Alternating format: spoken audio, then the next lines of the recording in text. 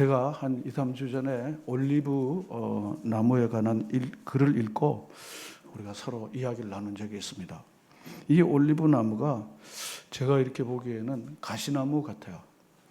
그래서 볼품이 없고 아름다운 것도 별로 없어 보입니다. 그런데 성경을 보거나 현재 스페인이나 혹은 터키, 트르키아나 이스라엘이나 근동 지방에는 이 올리브 나무가 얼마나 소중하고 중요한 식물인지 모릅니다. 그런데 요엘서 2장 24절에 보면 창고에는 밀이 가득하고 통에는 포도주와 올리브 기름이 넘치리라 이렇게 표현했습니다. 밀과 포도주와 올리브유가 가득 차다고 하는 말은 풍성한 축복을 상징하는 말입니다. 그렇게 볼품도 없고 모양도 없는 것이 어떻게 3대 축복 가운데 하나가 되었는가? 저는 그 글을 읽으면서 그리고 번뜩 이사야 53장의 말씀이 저에게 떠올랐습니다. 야, 이 올리브 나무가 예수님 모습 같구나. 이렇게 제 마음속에 그런 생각이 떠올랐습니다. 그래서 예수님의 모습을 2절에 이렇게 표현합니다. 연한 순 같고 마른 땅에서 나온 뿌리 같아서. 마른 땅에서 나오니 뭐가 볼 게 있겠습니까? 마른 땅에서 무슨 열매가 있겠습니까? 또 고운 모양도 없고 풍채도 없고 보기에도 흠모할 만한 아름다운 것이 없다. 너무 볼품이 없다는 거야. 내놓을 게 별로 없는 이 가시나무 같은 이 올리브 나무를 볼 때 저게 뭐야? 그런데 지금 전 세계 많은 사람들에게 장수로 올리브유 그럽니다. 올리브유. 그 올리브유에 대한 칭찬이 너무 다대한 걸 우리가 너무 잘 알고 있습니다. 그런데 이사야 53장에 예수님의 모습이 같다는 것입니다. 오늘은 사순절 첫 주로 예수님의 십자가 죽음을 깊이 명상하는 그리고 묵상하는 절기가 시작되는 첫 주일입니다. 방금 전에 우리가 가졌던 제 수요일 의식은 사순절을 시작하는 하나의 의식입니다. 죄는 회개를 뜻하고 이마에 십자가를 그리는 것은 자기 죄를 위하여 그리고 자기 죄를 혼자 짊어지신 예수님을 우리가 다시 한번 기억하는 오래된 하나의 의식입니다. 이거 지워버리면 그만이지만 그러나 우리 마음속에 새겨볼 필요가 충분히 있다 이런 생각을 합니다. 지금 우리가 불렀던 찬송가 149장을 저는 부를 때마다 주 달려 죽은 십자가 우리가 생각할 때 세상에 속한 욕심이 헛된 줄 알고 버리네. 우리 찬송을 이렇게 부릅니다. 십자가가 없으면 세상에 속한 욕심이 우리에게 헛되지 않다는 것을 압니다. 왜냐하면 욕심이 우리에게 만족을 주는 거 아닙니까? 욕심을 이룰 때 우리가 성공하는 거 아닙니까? 못 이루은 것을 이루어서 많은 걸 차지하면 성공하는 거 아닙니까? 그런데 십자가를 알고 나면 그 욕심이 헛된 줄 우리가 알게 되는 거죠. 그리고 마지막 절에 온 세상 만물 가져도 주 은혜 못다 갚겠네. 놀라운 사랑 받은 나 몸으로 제물 삼겠네. 주님이 십자가를 지심으로 나 같은 걸 살려주셨는데 이제는 내가 십자가를 지고 나가야지. 바로 이게 십자가 신앙을 가진 사람들의 고백입니다. 주님의 십자가 좋지. 주님의 십자가 정말 고맙지. 땡이 아니죠. 이제는 내가 져야지. 이제 내가 십자가를 져야지. 이게 우리의 자연스러운 고백이 아니겠습니까? 자, 그런데 저는 예수님의 십자가를 생각하는 것은 우리의 신앙의 처음이요. 그리고 마지막이요. 저는 전부라고 생각합니다. 전부라고 생각합니다. 우리 신앙의 양대 기둥은 십자가와 부활입니다. 그런데 이 부활은 뭘로 시작되는 것입니까? 십자가로 시작되는 것입니다. 십자가로 시작되는 것입니다. 십자가가 없는 부활은 성경이 말하는 부활이 아닙니다. 그러므로 영원한 생명과 참된 삶은 십자가로부터 시작되어지는 것입니다. 그런 면에서 우리의 인생의 진정한 시작은 십자가입니다. 저는 두 종류의 인생이 있다고 생각해요. 십자가를 바로 알고 깨닫고 믿고 십자가 그 그늘 아래서 인생을 시작하느냐. 그런 십자가 인생이 있습니다. 그러나 십자가는 기독교의 심볼로서 상징이야. 그리고 기독교인들은 십자가 목걸이를 걸더라고. 그리고 십자가는 예수가 사람들의 모든 죄를 지고 죽었대 하는 3인칭으로 이야기하는 바로 그런 류의 사람들로 두 구분이 되는 것입니다. 그런데 사실은 이 사순절은 우리에게 있어서 신년 1월 1일 같은 것입니다. 유대인들이 유월절을 가장 귀중하게 치는데요. 유월절이 보통 태양력으로는 3월이나 4월에 있습니다. 그런데 유월절을 이 유대인들은요, 아빕월이나 혹은 니산월이라 그래서 1월 첫 달이라고 생각합니다. 그건 뭘 말합니까? 우리는 애굽의 종되었는데 하나님께서 유월절을 통해서 우리를 자유의 백성으로 만들었기 때문에 이것이 우리의 역사와 우리의 모든 민족의 무엇입니까? 시작이다. 이런 것입니다. 여러분 AD와 BC를 구분할 때 여러분 우리가 다 알고 있지 않습니까? 예수 바깥 때 내가 살았는데 그것은 BC야. 그건 어둠이요. 내가 예수님을 알고 나서 이제 예수님과 함께 새로운 삶을 살게 돼서 그게 AD 아닙니까? 바로 그것이 바로 그 분기점은 어디에 있는 것입니까? 십자가에 있는 것입니다. 십자가에 있는 것입니다. 그래서 저는 여러분들이 모두가 이 교회를 온 것은 시작일 뿐입니다. 이 교회를 와서 여러분들이 십자가에 담긴 하나님의 사랑, 십자가에 달려 죽으신 하나님의 큰 은혜와 그 사랑이 담겨있는 십자가를 여러분들이 다 알게 되면 여러분들은 부활의 새로운 세계로 갈 수 있다. 저는 그렇게 확신합니다. 여러분 그렇게 생각하십니까? 그런데 많은 사람들은 십자가 없이 부활에 이르려고 하는 헛된 생각을 많은 사람들이 갖고 있습니다. 좋은 데 가면 좋지요. 십자가 없이요. 여러분 희생 없이 우리가 영광의 세계로 가려고 하는 사람들이 오늘 세상에는 많이 있습니다. 조금만 수고하고 많은 결과를 얻으려고 생각합니다. 그것은 십자가가 아닙니다. 조금만 수고하고 조금만 해고 자기가 생색은 다 내고 그리고 영광을 얻으려고 하는 이 세상의 풍조인 것입니다. 이 십자가가 없으면 진정한 부활이 없고 고난이 없으면 영광이 없다는 이 기본적 신앙의 기초 이것입니다. 그러므로 내 신앙의 중심은 무엇인가 하면 바로 십자가가 내 중심이다. 사도 바울은요, 십자가를 원수로 여기는 그런 삶을 살았습니다. 그런데 갈라디아서에 오면요, 나는 십자가에 못 박히신 예수 그리스도만 뭐 하기로 정했다고요? 자랑하기로 정했다. 여러분의 자랑이 십자가가 되어지는 여러분 되시기를 축원합니다. 십자가가 나를 나되게 한 것입니다. 저는 어둠이요, 그리고 세상에 속해 있는 내가 십자가를 알고부터 하나님을 알게 되고 내 자아를 발견하게 되고 내가 어찌 살아야 될지를 십자가를 통해서 저는 비로소 알게 됐습니다. 여러분 이런 고백이, 바울의 이 고백이 여러분과 저의 고백이 될 수 있기를 바랍니다. 그래서 이 사순절은요, 십자가를 깊이 묵상하는 것을 통해서 다시 한번 태어나는 것입니다. 내 인생의 새로운 시작을 하는 것입니다.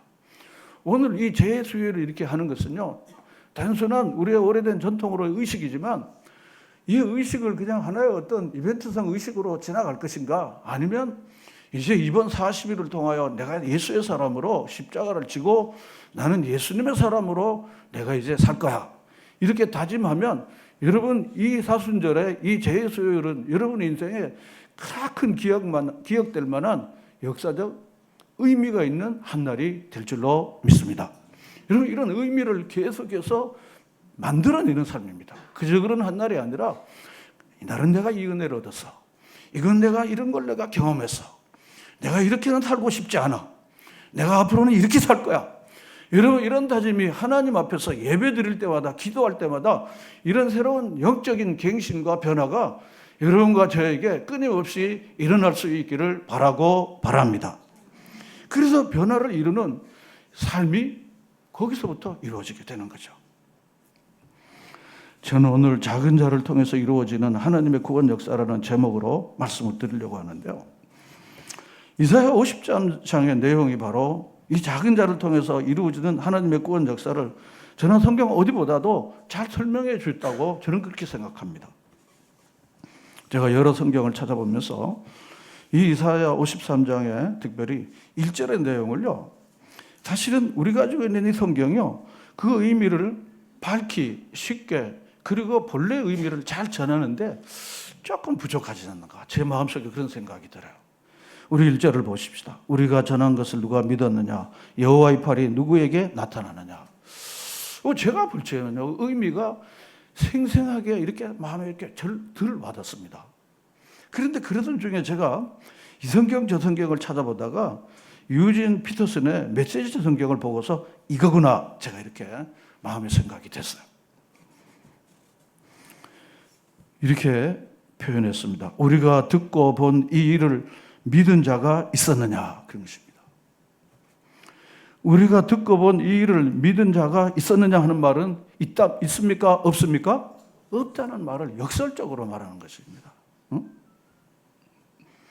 그리고는 이어서 하나님의 구원하시는 능력이 이런 것일 줄 상상이라도 해본 자가 있었느냐, 이렇게 표현합니다.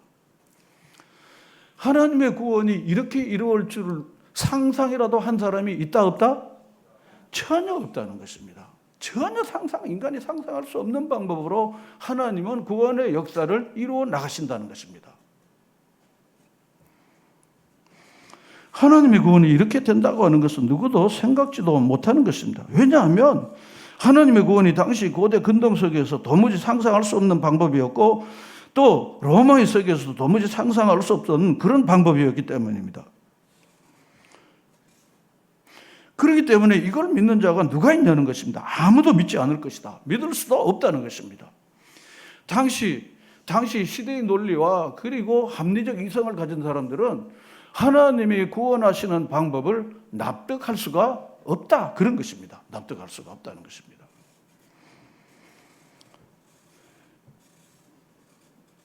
당시에 하나님의 구원의 역사를 받아들일 수 없었던 것은 약한 사람들이 강국을 무너뜨리고 자기 백성들을 건져야 하는데, 그러려면 힘이 있어야 되는 거예요. 무력이 있어야 됩니다.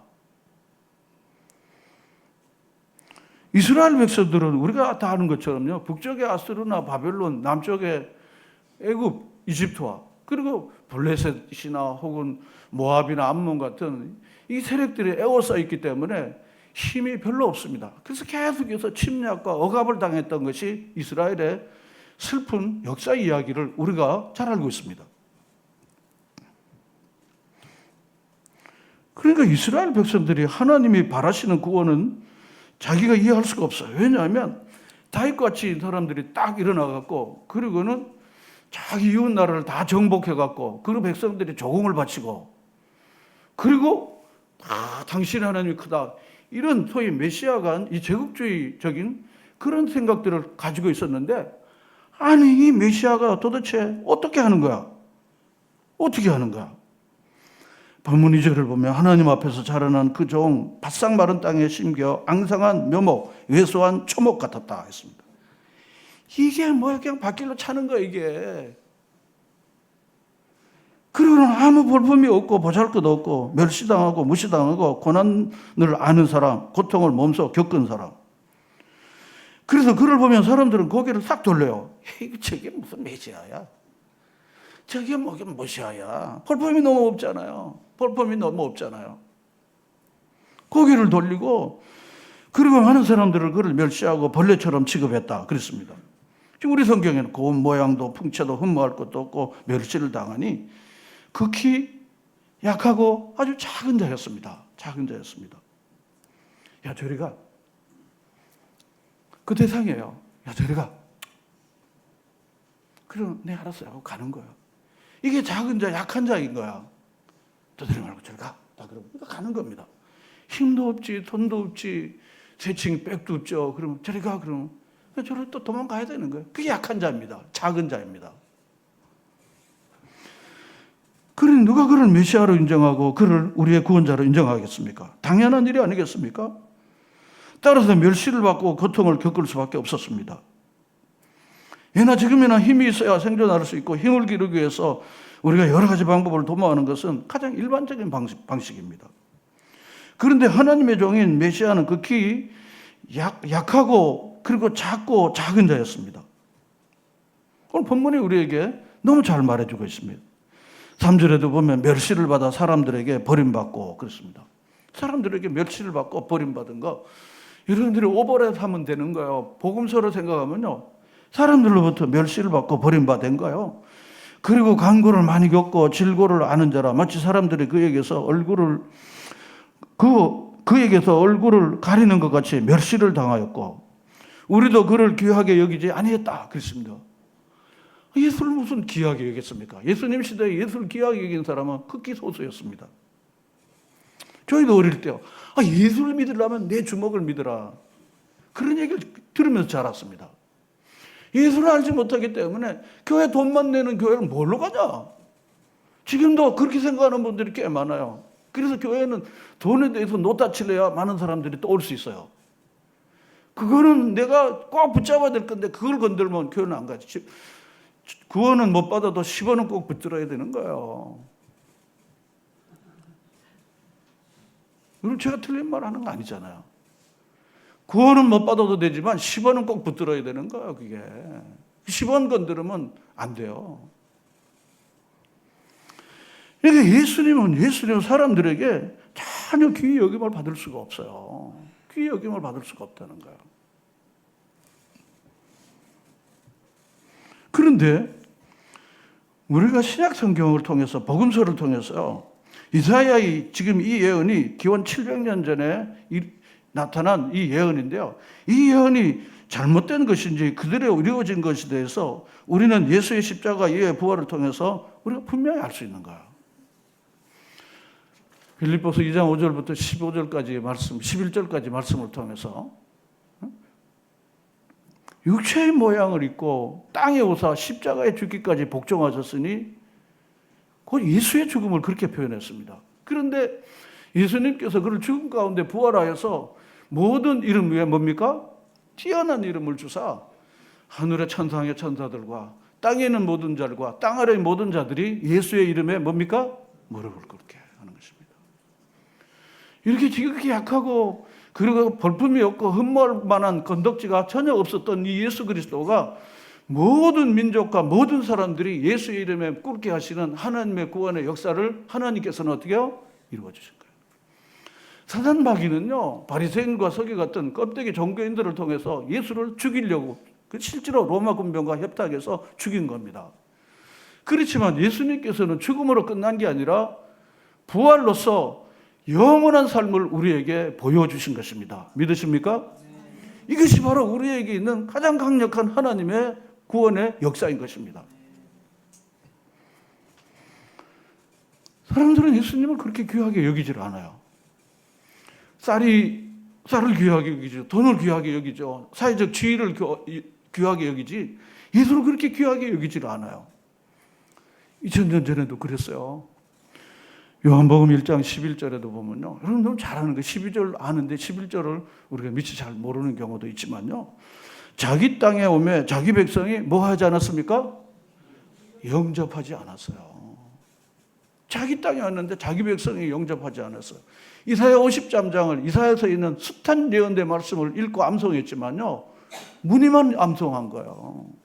의미로 성경을 제대로 알지 못하는 거예요. 그냥 무늬만 그냥 성경을 안 거예요. 그냥 이렇게 말처럼 이렇게 듣고 그냥 들었다 이런 겁니다. 그 내용의 의미가 뭔지를 잘 모르는 거예요. 그러니까 영접하지 않죠. 그러나 영접하는 자, 곧 그의 이름을 믿는 자에게는 하나님의 자녀가 되는 권세를 주셨다. 12절 말씀 우리가 알고 있지 않습니까? 그런데 예수님이 뭘 흠모할 게 없잖아요. 집안이 뭡니까? 목수의 아들로 태어나자마자 애굽으로 쫓겨가 난민이 됐잖아요. 돌아와갖고는요, 나사렛 동네, 갈릴리 나사렛 동네에 사는 거예요. 근데 나사렛이라는 동네가 이 말로 이 나사렛 동네를 규정짓는 거예요. 설명되어지는 거예요. 나사렛에서 무슨 선한 이가 나올 수 있냐. 그게 무슨 국가 반역이나 하고요. 그리고 죄인들이나 이 죄수들이 집단으로 수용되는 것이 바로 그 동네예요. 이거 예수님이 나사렛 동네에서 출신이라 그러니까 나사렛에서 무슨 선한 이가 나올 수 있겠느냐? 도무지 그런 일이 일어날 수 없다는 것입니다. 없는 것입니다. 그 비아냥 그런 겁니다. 아무도 그를 알아주는 자가 없습니다. 그런데 예수님께서는요, 12명의 제자를 불렀는데 12명의 제자들도 그 선생의 그 제자야. 12명의 제자가 누굽니까? 마태를 제외하고는요, 다 갈릴리 뭐 출신입니까? 어부 출신이에요. 어부 출신인 거예요. 베드로고요. 성령 받고 설교를 하니까요, 사람들이 뭐라 그러냐면, 제가 베드로인데 어떻게 언변이 저렇게 좋은가? 제가 배움이 없는데? 이렇게 얘기를 하는 거야. 그러니까 이 베드로가 무엇입니까? 그가 배움이 있는 사람이다, 없는 사람이다? 없다는 것을 표현해 주는 것입니다. 또 뿐만 아니라 그 제자들이 나아가서 세웠던 초대교회는 어떻습니까? 매수 소수의 공동체였습니다. 예루살렘 교회가 3,000명, 5,000명이지만 바울이 나아가 전파했던 교회들은 대부분 소수의 무리들의 공동체였습니다. 그래서 고린도전서 16장 19절을 보면요, 아굴라와 브리스길라와 그 집에 있는 교회에 문안하라 그랬습니다. 그 집에 있는 뭐에 문안하라? 교회에 문안하라. 이게 바로 홈처치, 하우스처치의 기원입니다. 집에 모인 거예요. 집에 뭐 몇 명이나 모이겠습니까? 당시 이런 예배당을 지을 수 있어요, 없어요? 없죠. 기독교가 학대를 받고 핍박을 받는데 어떻게 숨어서 이렇게 예배를 드리는데. 이게 바로 초대교회 홈처치, 하우스처치, 조그마한 그 교회를 말하는 것입니다. 그런데 예수님의 제자들은요, 온 사방을 다니면서 복음을 증거한 거예요. 그래서 도마는요, 인도에 가갖고, 인도에 제가 첫날 가보니까 도마 복음 전례지가 거기 아주 나와 있더라고요. 인도에 복음을 전파하는 이는 도마였습니다. 도마인데 다 가서 복음을 증거한 거예요. 자, 스페인에는요, 바울도 갔지만요, 안드레가 갔어요. 그게 복음을 다 전파를 한 겁니다. 로마는요, 힘으로 제국을 만들었는데요, 그 제국을 하나님의 복음으로 기독교화 시키는 이는 누구입니까? 작은 자였던 예수님의 제자와 그의 무리들이었습니다. 초대교회를 보면요, 로마 식민제국간에 있는데요, 그 로마 제국에 전염병이 이렇게 자주 들어온 거예요. 연병이라고 그러죠. 연병. 우리 역사에는 연병이라는 거, 이 전염병이 이렇게 도는 거예요. 전염병이 돌면요, 이 고대 시대에는요, 약이 없기 때문에 주술이나 하고 무슨 민간요법하고 그리고는 장사 지내는 게 일입니다. 루터 때도 마찬가지입니다. 그러니까 관리들은요, 얼른 자기 먹을 거 챙겨갖고 저 해변가로 갑니다. 다 도망갑니다. 그러면 이 사람들은 누군가 돌볼 사람이 없는 거야. 그런데 당시 포로로 잡혀왔던 그리스도인 자매들인 이 시녀들이요, 그들에게 갖고 로마 사람들을 가서 돌보아주고 살펴주고 이렇게 한 거야. 그리고 연병이 끝난 다음에 돌아오고 나니까요, 이 고침받고 돌봄 받은 사람들이에요. 그게 주인 아저씨가 깜짝 놀라갖고 기독교를 학대하고 막 비난했는데, 이 작은 무리에 이렇게 붙잡혀왔던 이 시녀들인 이 여자들이, 어린아이들이, 소녀들이요, 그걸 잘 돌봐준 거예요. 깜짝 놀라. 최근에 초대교회의 발음과 효모라고 하는 아주 좋은 책을 냈어요. 그런데 그 책의 저자가 바로 이걸 생생하게, 아주 라이브하게 잘 설명해 줬습니다. 로마는 결국 작은 자에 의해서 기독교화 됐다 하는 것입니다. 믿으시면 아멘. 작은 자에 된 것입니다. 이런 힘으로 세상을 뭘 하려고 하는 사람들이 많아요. 우리 단체를 만들고 뭐 운동을 만들고 재정을 모으고 하는데, 하나님 나라는 작은 겨자씨 하나로 이루어지는 나라이지 힘으로, 세력으로, 조직으로 하는 게 하나님 나라가 아닙니다. 그건 세상 나라가 그렇게 하는 것입니다. 카타고미아 순교자들이라는 책을 제가 오래전에 본 일이 있습니다. 로마의 시민들은요, 그 콜로세움이라는, 로마 지금에 있는 콜로세움 그 원형 경기장에 다 모여갖고 굉장히 즐거워하면서요, 그리고는 로마 신을 대적하고 이방 신을 섬기는 사람들은 바로 기독교인들을요 가둬두고는요, 그러고는 며칠 동안 사자들 경기하는 그 경기장에 굶주린 사자들을 돕고, 그리고 기독교인들을 거기서 이렇게 죽이게 하는 그런 아주 그냥 생육 파티를 그렇게 하는 거야. 그러니까 한 어머니가 아이를 안고는요, 그리고 왔는데 호랑이 사자들이요, 굶겨가지고 아르르 하고 달려드는 거야. 으르르 하고 달라드는 거야. 그러니까 어머니가요, 이 아이를 안고는 뭐라 그러면, 얘야 울지 마라. 우리는 곧 웃게 된단다. 그러면서 순교의 제물로 그러고는 그들은 희생하게 된 것입니다. 그런데 당시 로마에 술을 마시고 그리고 흥겨워하던 당시 사람들은요, 아니 이게 뭐야? 내가 비천하게 생각하고 너무 깔보고 그리고 아무것도 아닌 사람들에게 그들의 마음에 큰 울림을 준 거야. 로마의 관리들이 돌아와 보니까 그 돌봐줬던 사람은 자기들이 비천하게 했던 작은 자였던 형편없었던 노예, 이 시녀들이었던 그리스도인 소녀들이 그 환자들을 붙들고 그리고 돌봐주고 살펴줬던 사실들이 이게 뭐야 하고 깜짝 놀라게 했던 것처럼요. 저 좀 더 얘기하면요,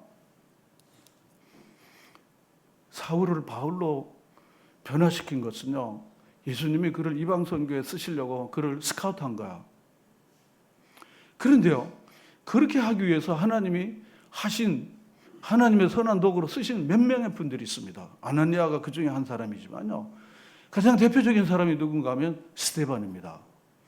여러분, 스데반은요, 사도행전 6장에 나와 있는 7명의 소위 집사 중에 한 사람이에요. 그런데 그는 복음을 전하다가 돌로 맞아서 순교를 당한 사람입니다. 그러는데요, 이 스데반이 순교하는 장면을요, 바울은 그 집행관들 곁에서 옷을 지키고 있으면서요, 그걸 지켜본 거예요, 곁에서. 그런데 돌을 이렇게 맞으면서도요, 스데반의 얼굴이 성경은 뭐라 그랬습니까? 누구의 얼굴 같아? 아니 이게 뭐야? 분노가 없어. 죄 없이 돌을 맞아 죽는데 분노가 없어. 서러운 게 없어. 원망이 없어. 어째 이 얼굴이 천사의 얼굴이야 이거? 이거 뭐야 이거? 뇌의 진동이, 가슴에 진동이 온 거야. 울림이 온 거야. 게다가 조금 지나 보니까 중얼거리고 기도를 하는데 아이고 같은 이 나쁜 놈들아, 난 가지만 너들은 벼락 맞을 것이다. 이렇게 해야 얘기가 이게 되는 거 아닙니까? 그런데 아버지, 저들이 하는 것을 알지 못하니까 저들의 죄를 어떻게 해요? 용서해 달라고. 아니 이게 또 뭐야 이거? 제가 오랫동안 묵상하게 되더라고요.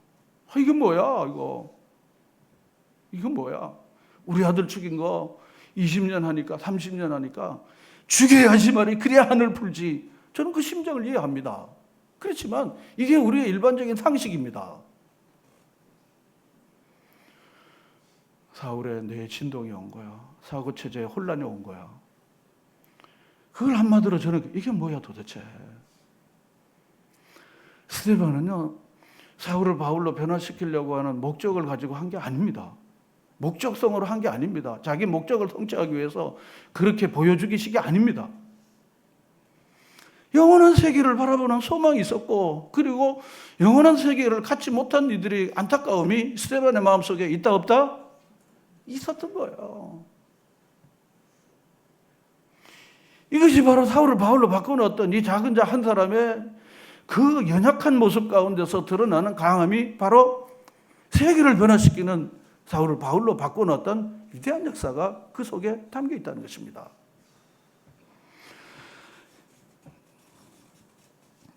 이런 구약성경에 다윗을 이야기하는 것은 매우 즐거운 일입니다. 다윗은 시작부터 아주 작은 자였습니다. 막내. 그의 주변에는 항상 억울한 사람들, 그리고 가난한 사람들, 쫓겨난 사람들, 그런 사람이 모였습니다. 이게 소위 말하는 아둘람 굴이라는 거예요. 다윗이 그런 서론 가운데 그들과 함께 지내다가요, 다시 예루살렘 궁전으로 다시 돌아와 갖고는요, 아둘람 공동체의 사람들과 함께 새로운 다윗의 거룩한 왕국을 세운 거예요. 작은 자들을 통해서 하나님은 여전히 일하신다는 것을 보는 건 너무 많습니다. 아람 군대의 국방장관이었던 이 나아만이 나병에 걸렸지 않습니까? 그런데 이 사람을 엘리사 앞에 가도록 만든 사람은 누구입니까? 포로로 잡혀왔던 무명의 작은 자였던 소녀였어요. 옛날 성경에는 게시바이 이랬는데 그 표현 좋지 않지만 잡혀온 소녀. 이름은 몰라. 이름도 없어. 아무도 존재도 없어. 그래, 그럼 같이 자기 주모에게 이야기를 했는데 그거 듣고 간 거예요. 가서 또 불짝시켜 놨어. 우리 고향에도 깨끗한 물이 있는데 여기 더러운 물에 자꾸 들어가라니까 뿔딱지가 난 거야. 난 이제 간다. 날 뭘로 보는 거야? 여러분, 제가 팁을 하나 할게요. 뿔딱지 날 때 그때 위기를 잘 넘기셔야 여러분이 부활의 영광에 이를 줄로 믿습니다. 뿔딱지 났을 때 그때 조절을 못 해버리면은 그 다음에 인생은 이제 세상으로 가버리는 거예요. 그때가 위기 때예요. 위기입니다. 그게 뿔딱지 났을 때. 뿔딱지 났을 때. 뿔딱지가 날 수 있을까요? 없을까요? 많이 나요. 우리 장로님 많이 났습니까? 많이 날 수 있어요. 저도 예전에 뿔딱지 났을 때 있었어요. 그때가 위기예요. 그때. 안 간다 우리 이제. 우리 아버지가 그랬더라고. 우리 이제 안 갔지. 근데 안 그러시더라고요. 그런데 옆에 있는 사람이 아니 이까지 왔는데 그냥 돌아가면 그래도 치료받고 그냥 들어갔다 나오면 되는 거 아닙니까? 들어가십시다. 제가 같이 들어갈까요? 막 이렇게 한 거예요. 그러니까 나만 또 생각해 보니까 그 말이 맞아요, 틀려요? 마치 이게 끝까지 왔는데 병든 몸 가지고 돌아가면 이게 뭐야 이게? 그래서 여러분 나으면 몸이 깨끗하게 어떻게 됐습니까? 낫게 된 거예요. 누구 때문에요? 작은 자, 이름 없는 한 사람 때문에 그런 겁니다. 여러분 오병이어도 마찬가지 아니에요. 예수님이 인간의 밥 문제를 해결해 준다고 하는 가장 아주 핵심적 사건이 오병이어인데요. 떡 5개 물고기 2마리 누가 갖다 놓은 거야? 꼬마야 별볼 놓는 아이야. 얘 저리 가라. 그 아이가 바친 거예요. 하나님 큰 역사를 이룬 겁니다. 제가 삼손 얘기를 계속 했는데요. 삼손이 마지막에 죽을 때 죽인 자가 살 때 죽은 자보다 많다 적다? 많다. 네, 많다. 네, 많다. 그런데 삼손이 마지막 눈 뽑히고 그리고는 쇠고랑 찾는데 큰 조롱을 받고 멸시를 받고 그리고 그 사람들 앞에 무효기를 부려야 되는 그런 처참한 상황이 있었습니다. 그런데 마지막 한 번만 하나님 나에게 기회를 주시면 내가 이 블레셋 가운데 하나님의 사명을 다 감당하겠습니다. 하나님 꼭 나를 좀 도와주십시오. 한 번만 그랬습니다. 그런데 머리가 점점 나면서요. 그러면서 옆에 누가 있었어요? 소년이 있는 거야. 얘야 나를 좀 기둥에다 좀 안내를 해줘. 왜 눈에 뽑혀서 이거 동서남 분별 못하잖아. 그에 가서 뽑히고 그리고는 그 역사를 이룬 거야. 이 아이의 이름이 있습니까 없습니까? 이 아이 이름이 있어요 없어요? 없어요. 여러분 이름 없이 빛도 없이가 최고입니다. 할렐루야. 괜히 자꾸 이름 내면요 이 다음부터는요 주님 멀어지고 그리고 참 삐딱해지는 거야. 삐딱해지는 거야. 그래서 고린도전서 1장 26절부터 9절까지는 뭐라고 그러는가? 형제자매 여러분, 여러분이 부르심을 받을 때 그 처지가 어떠했는지 생각해 보십시오. 육신의 기준으로 보아서 지혜 있는 사람이 많지 않고 권력 있는 사람이 많지 않고 가문이 훌륭한 사람이 많지 않으셨습니다. 우리 교회 같아요. 그런데 하나님께서는 지혜 있는 자를 어떻게 해요? 부끄럽게 하시라고. 세상에 누구를 택하셨다고요? 어리석은 자를 택하시는 거예요. 강한 것들을 부끄럽게 하시려고 세상에 누구를 택하셨습니까? 약한 것들을 택하신 거예요. 하나님께서는 세상에 비천한 것과 멸시받는 것들을 택하셨으니 곧 잘났다고 하는 것들을 없애시려고 아무것도 아닌 것들을 어떻게 해요? 선택하셨다는 것입니다. 선택하셨다. 이리하여서 아무도 하나님 앞에서 자랑하지 못하게 하려는 것입니다. 여러분 이게 뭘 말하는 것입니까? 하나님은요 작은 자 내놓을 것이 없고 그리고 이런 약한 자를 통해서 하나님은 새로운 구원의 역사를 하나님은 어떻게 해요? 이루신다 하는 것입니다. 자 그런데 그럼 높은 사람은 못 쓰임 받는가? 길이 있어요. 자기가 스스로 낮추든지 하나님이 낮춰주시든지 둘 중에 하나인 거예요. 왜냐하면 자기가 자신이 자기를 자꾸 대세우고 자기를 자꾸 높아지려고 하는 사람은 하나님이 그를 쓸 수가 있어요 없어요? 자기를 드러내니까요. 그래서 모세를 하나님이 쓰셨는데요. 왕실에 있을 때 썼습니까? 아니 자기가 최고인데 왕이 계승자인데 그때 어떻게 하나님 써요? 그 하나님께서 낮춘 거예요. 어디로 낮췄습니까? 살인해갖고 혈기로 살인해갖고 어디로 가게 합니까? 광야에 갖고. 한 번도 안 가본 광야에 가갖고 그 목동 노릇을 하게 하는 거야. 아주 바짝 낮추는 거야. 그래서 모세 생애를 이야기할 때 광야는요, I am everything, I am all thing 이렇게 표현합니다. 내가 전부야. 내가 다 할 수 있어 이런 거야. 그 다음에 이제 광야로 갔을 때 보니까 I am nothing. 난 아무것도 아니야. 초가살이 지금 하는 거야. 거기서 지금 이제 목동으로 지금 일하는 거야, 그게. 그 하나님께서 바짝 낮춘 다음에 이제 됐어. 그래갖고 나이 80에 떨기나무에서 출애굽기 3장 얘기하는 거야. 그리고 하나님의 종으로 부름받은 거야. 그 여러분들이 스스로 예수 그리스도를 바라보면서 계속 자기를 낮추는 것이 하나님이 쓰일 수 있는 좋은 준비라는 것을 여러분들이 꼭 기억하시기를 바랍니다. 하나님이 쓰실 거예요. 하나님이 쓰실 것입니다. 그래서 여기 본문을 이렇게 계속 보면요. 4절에 보면 그는 실로 우리의 질고를 지고 슬픔을 당하고 고난을 당했는데 하나님께 맞으며 고난을 당한다는 것입니다. 우리는 생각하기를 징벌을 받아 하나님께 맞으며 고난을 당한다 이렇게 생각하는 거야. 그게 베드로서 이제 이 얘기입니다. 갈라디아 3장 13절에도 보면 나무에 달려 십자가에 죽는 것, 나무에 달려 죽은 것은 하나님의 저주를 받은 것이다. 그런 것입니다. 자, 오늘 이 말씀 5절 말씀을 다 같이 한번 읽겠습니다. 그가 찔림은 우리의 허물 때문이요 그가 상함은 우리의 죄악 때문에 그가 징계를 받음으로 우리가 평화를 누리고 그가 지책에 맞음으로 우리가 나음을 받았다. 여러분 이게 깨달아질 때 여러분이 예수 그리스도의 사람으로 온전히 새로워지게 될 줄로 믿습니다. 그래서 이렇게 하신 것은요, 오늘 읽지 않았지만 10절이 정리를 딱 해주는 거야. 10절을요. 우리 10절을 다 같이 읽겠습니다. 시작. 여호와께서 그에게 상함을 받게 하시기를 원하사 질고를 당하게 하셨은즉 그의 영혼을 속전 제물로 드리기에 이르면 그가 시를 보게 되며 그의 날은 길 것이요 또 그의 손으로 여호와께서 기뻐하시는 뜻을 성취하리라. 아멘. 제가 피터슨 번역을 한번 하겠습니다. 그러니 그렇게 고통으로 짓누른 것은 하나님이 뜻하신 바였습니다. 그로 하여금 자신을 속죄제물로 내줘서 거기서 나오는 생명, 끝없는 생명을 누리게 하시려는 계획이었습니다. 하나님의 계획은 그를 통해서 온전하게 이루어지리라. 그런 것입니다. 이것이 바로 하나님이 구원하시는 계획인 것입니다. 계획인 것입니다. 제가 오늘 결론으로 말씀드리면 하나님께서는요, 바로 예수님을 작은 자로 약한 자들 가운데 주시고 하나님의 인류 구원의 역사를 이루어 놓은 것입니다. 이것이 하나님의 구원의 하나님의 방법입니다. 그래서 예수님께서는 높아지고자 하는 자는 뭐라 그랬습니까? 낮아져. 사람 한번 높아지면요, 안 낮아지려고 그래요.